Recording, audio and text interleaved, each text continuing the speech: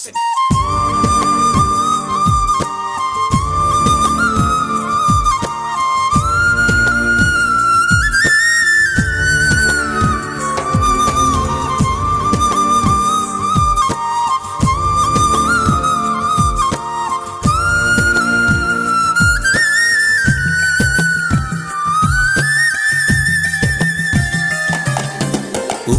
கடலோடு மேகம் உற்பத்தியானாலும் உப்பு தண்ணீரை மேகம் ஒருபோதும் சிந்தாது.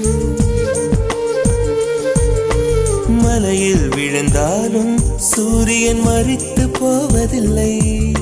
நிலவு கூலியூட்டி தன்னை நீட்டித்துக் கொள்கிறதே. மேகமாய் நானும் மாறேனோ, அதன் மேன்மை குணங்கள் காண்பேனோ.